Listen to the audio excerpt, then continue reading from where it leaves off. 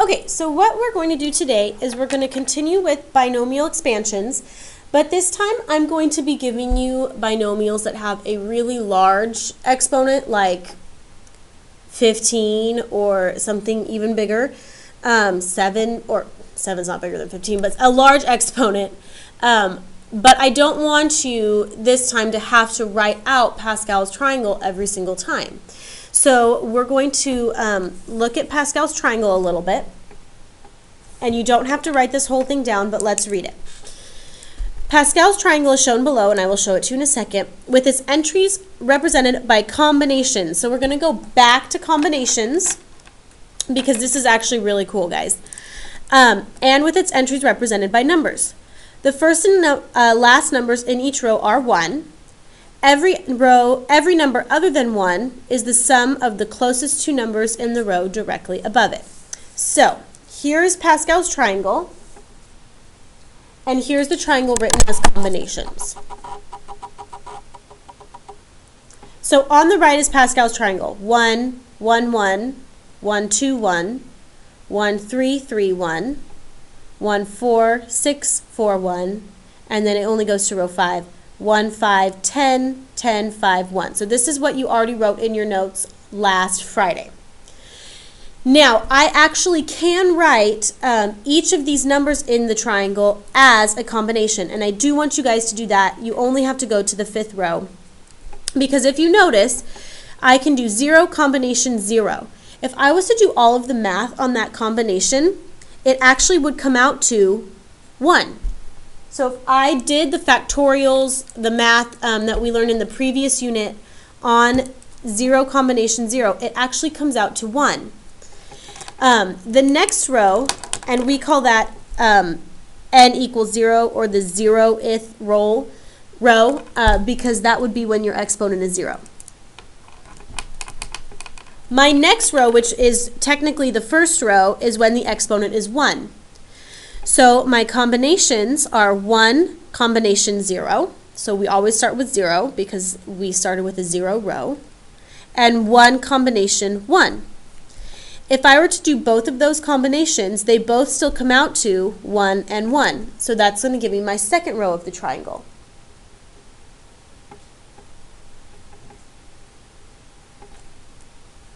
Let's do it again for the second row, and then I'll let you guys just write it down. So for the second row, when my exponent is 2, my combinations would go 2 combination 0. So your first one is always 0. 2 combination 1, and 2 combination 2. So we start, the first number is always whatever our exponent is. The second number starts at 0, and then we count up to whatever our exponent is. If I were to do each of those combinations individually, they would give me 1, and then 2, and then 1. So if you were actually to do all of the math on each of these, they would give you the numbers in Pascal's triangle. So my third row would be 3 combination 0, 3 combination 1, 3 combination 2, and then the last one is 3 combination 3. Those would come out to 1, 3, 3, 1, if we did all the math through. So copy down Pascal's triangle using combinations, and then we're going to do that to work on some problems.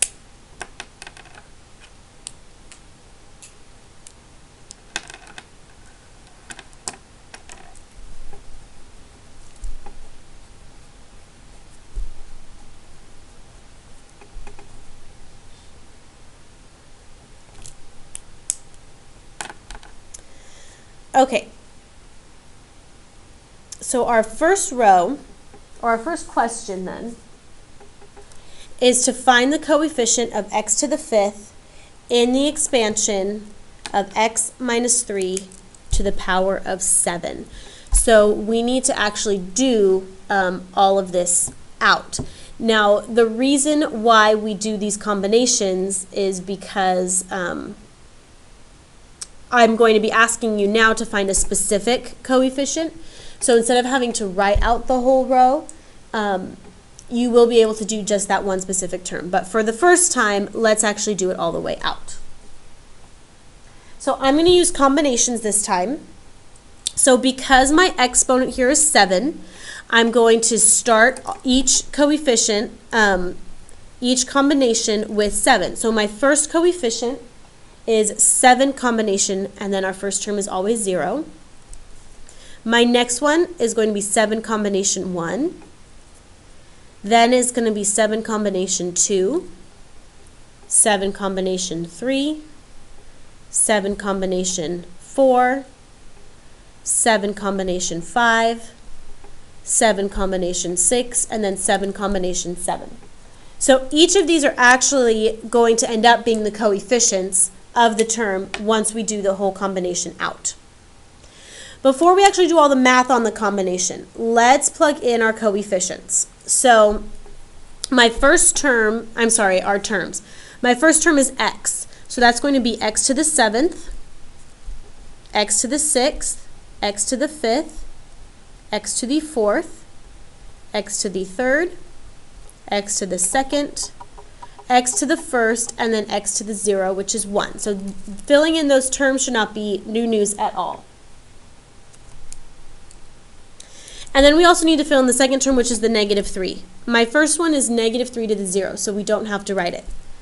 The next one is -3 to the 1st, -3 to the 2nd, -3 to the 3rd, -3 to the 4th, -3 to the 5th, -3 to the 6th, and then the last one is -3 to the 7th. Now this looks like it's going to be a lot of work. So let's look at what the problem is actually asking us. It wants us to find the coefficient, just the coefficient, of x to the 5th. Now the reason why I still wrote everything out is because when we have numbers involved, once we start doing all the work, the coefficient actually changes from just whatever we got in Pascal's triangle.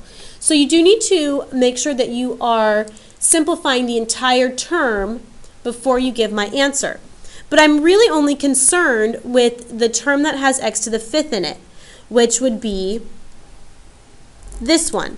So I'm not going to worry about evaluating or simplifying the whole thing. We're only concerned about the one that has x to the 5th in it. So we really only need to do 7 combination 2, x to the 5th, -3 to the 2nd. That's the only term that we're concerned with. So let's do the combination first. The combination formula said 7 combination 2 is 7 factorial over 7 minus 2, which is 5 factorial, and then 2 factorial. Now 5, 4, 3, 2, 1 reduces, so we would be left with 7 times 6 all over 2 times 1. And then 2 goes into 6 3 times. So we're actually left with 21 for the combination. So I'm going to plug that back in right here. So that's going to be 21 x to the 5th times -3 to the 2nd power comes out to +9. So my actual term is going to be 21 times 9 x to the 5th. 21 times 9 is 189 x to the 5th. So the coefficient of that term is 189.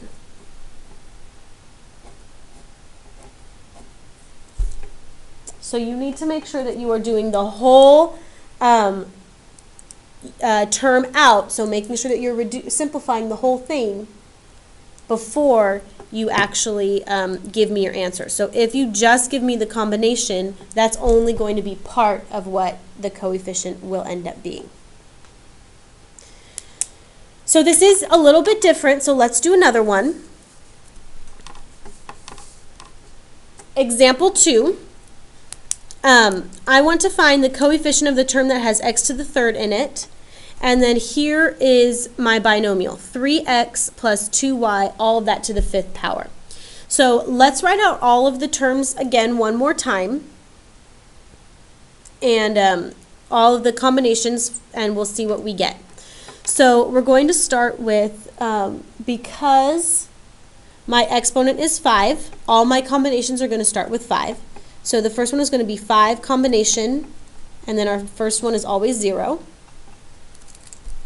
Let's put a blank, plus 5 combination 1, blank, plus 5 combination 2, blank, plus 5 combination 3, blank, 5 combination 4, and 5 combination 5.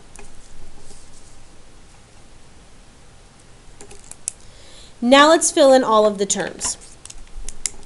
So my first term is going to be 3x to the 5th. The next one will be 3x to the 4th, 3x to the 3rd, 3x to the 2nd, 3x, and then none. And then my second term is 2y. So that's going to be 2y to the 0, 2y to the 1st, 2y to the 2nd, 2y to the 3rd, 2y to the 4th, and then 2y to the 5th. Now the question wants to know what the coefficient of the term with x to the 3rd in it. So the one that has x to the 3rd is going to be this one. So that's the only one that we're concerned with. I'm going to write it out again. So that is 5 combination 2 times 3x to the 3rd times 2y to the 2nd. So because my x has a 3 in front of it and my y has a 2 in front of it, that's definitely going to change the coefficient from just this combination. But we need to do the combination first. So off to the side, make sure you give yourselves plenty of room. 5 combination 2 comes out to 5 factorial over 5 minus 2, which is 3 factorial, and then 2 factorial. 3, 2, 1 all reduces. So on top we would be left with 5 times 4 all over 2 times 1. 2 goes into 4 twice. So 5 times 2 gives me 10. So let's plug it back in over here. 5 combination 2 comes out to 10 times 3x to the 3rd. That's 3 to the 3rd, x to the 3rd. 3 to the 3rd is 27. X to the 3rd. Times 2y to the 2nd. That's 2 to the 2nd, y to the 2nd. So that's going to be 4y squared. So we need to multiply 10 times 27 times 4.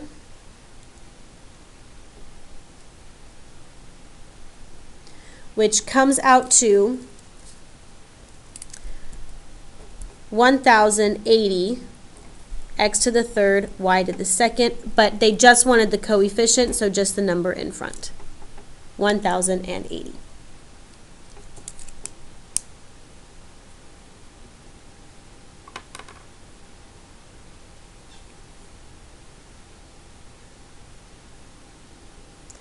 So let's do the last one.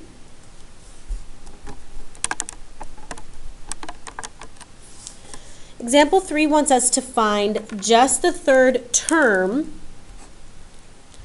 of the expansion of x minus 5y to the 5th. So they actually want the whole term, exponents and variables included. So the 3rd term, our original exponent is 5. So it's going to start out with 5 combination 0, and then a blank in there, plus 5 combination 1 and a blank, plus 5 combination 2 and a blank. And I'm actually going to stop here because 5 combination 0 was my first term, 5 combination 1 is my second term, 5 combination 2 is my third term. So that's actually the one I want. So it doesn't matter what all the rest of them are, so I'm not going to write them. Let's fill in the terms though. My first term is x, so that's going to be x to the 5th. This one is going to be x to the 4th, so this one is going to be x to the 3rd. We also have to fill in the negative 5y. The first term is negative 5y to the 0. The second one is negative 5y. And the third is negative 5y to the second. So this is the term that we're looking for here. 5 combination 2, x to the third times negative 5y squared. So off to the side, let's do the combination. 5 combination 2. That's going to be 5 factorial over 5 minus 2 is 3 factorial, 2 factorial.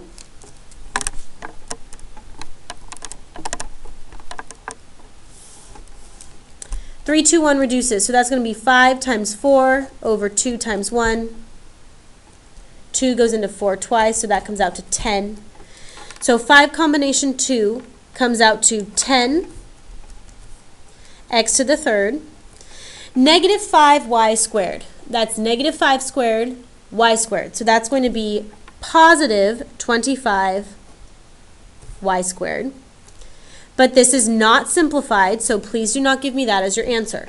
So the entire simplified term, because I want the whole term this time, is 10 times 25. So 250 x to the third y squared.